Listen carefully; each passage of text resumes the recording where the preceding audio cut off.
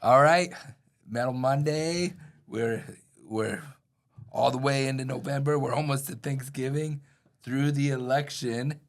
Let's go. You know, I thought after the election I was gonna wake up and see all green, but the red wave hit the commodities on the Wednesday after the election. Yeah. Why did all the commodities go down that Wednesday? I think people are worried about tariffs, man. Is that what it was? I didn't know if it was the tariffs. It's tariffs. It's China. Strength China of the came dollar. out. Did that affect it? It's the dollar strength. Because the dollar strength went up. 100% still is today. That's so why I think you're is that seeing why we're seeing it?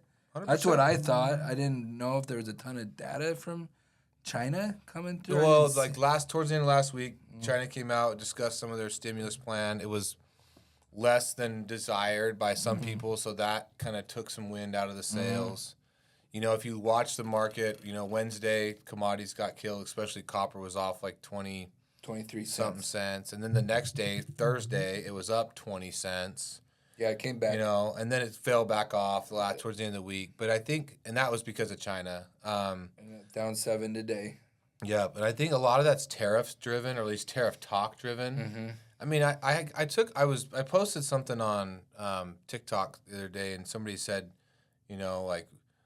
something about tariffs and China and how that's going to kill the commodities. And I'm like, go read Donald Trump's book, The Art of the Deal, right? And then let's talk. Because if you know how Trump works, he will fucking there's a deal to be had with China, right? We need China. China needs us. Like, we need these other countries as export import. We need to all work together. But are you going to go into that negotiation and be like, we need you, we'll give you whatever you want? Or are you going to go into that negotiation like, fuck you, we'll fucking tear up the shit out of every fucking thing you move in here. Now, how bad do you need us, right? That's called negotiation. And you don't go into the negotiation with fucking no leverage. And so the guy knows how to negotiate stuff, right? Is he a polished politician? Absolutely not. But does he know how to negotiate deals? I think he's probably pretty decent at it. He's probably been in a few. Yeah. So there's a lot of rhetoric that goes along with getting leverage, and there's a lot of rhetoric that goes along with trying to get yourself at the table and have the ability to make a good deal for your country and for the other side, so that both sides can win. And I believe that when Trump got elected, that took a lot of the wind out of the commodity sales temporarily until the narrative changes, right? And it says, okay, like, I was reading something on recycling today that our seller middle CEO was talking about China dumping steel on these other countries, right? Well, that's hurting this ferrous market. That's hurting the new steel industry. It's hurting other countries that are steel-making countries, not just the U.S., but other countries where China's dumping this $650 billet on them. Like, that hurts their domestic steel industry, right? Why are they dumping it?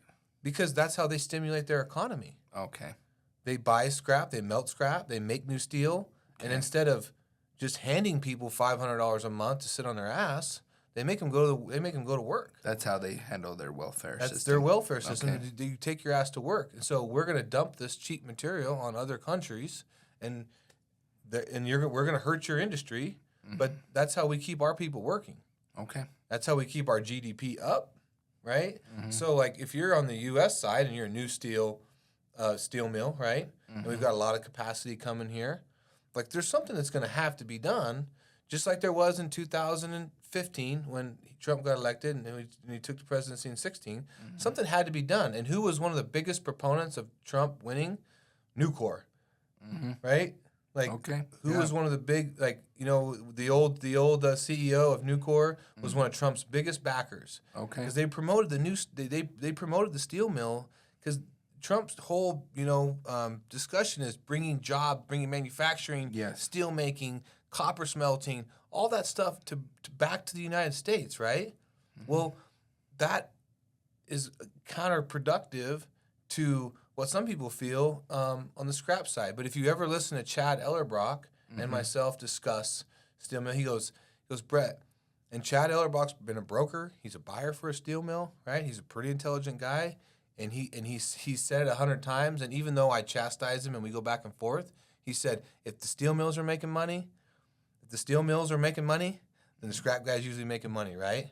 If the steel mill's not making any money, guess whose margin gets squeezed the hardest? The scrap guy. You kind of want the steel mills to make money. We do. We talk a lot of shit back and about forth. Their records. But we don't need them to make it all on us, right? Like, can we just find some love? But they know they need us. We know we need them, right? Art of the deal.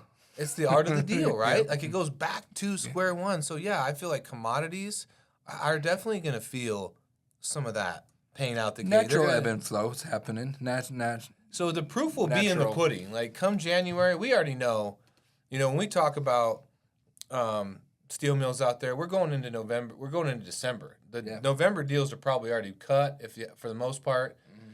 December, Christmas is on Wednesday this year, and which means New Year's is on Wednesday, which means you might as well just write off fucking 2 weeks of December. Mm-hmm. So really, for us, we have like, quote unquote, like a month and some change left of 2024. Yeah. So inventory wise, scrap wise, plus over here in Idaho, Oregon, Washington, Montana, Wyoming, we're about to be, at least in Idaho, Montana, Utah, and Wyoming, we're about to be covered in snow. The snow is about to fly. Like rain. Yep. So scrap's gonna be harder to come by. So if you've got some material, this is just my personal opinion, and you're not getting the price you want, sit on that shit.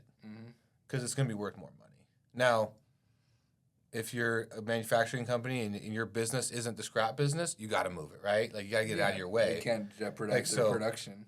Yeah, but I mean, if you're in the recycling business like we are, if you have the space and you can stack, move some scrap. Do what you got to do. Move what you can. Move but what you have to. I firmly believe that 2025, and I could be all the way wrong.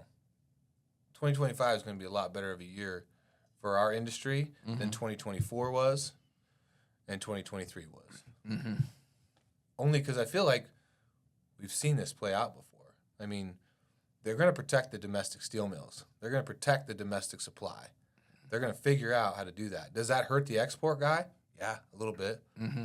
Are you and I in the export business over here in butt-fucked Egypt, Idaho? No, not really. A little, like, maybe. We feel the pain, like to a certain extent, but people ask me, why am I happy? That's why. Because I feel like there's a better chance of 2025 than there is I agree. The way we were tracking before. I think we're set up well. I think we're set up to actually see some commodities do what we've been kind of preaching for years and haven't really done it. I think it's ready. It's ready to go, because there's multiple reasons, and we'll just see how it plays out. And,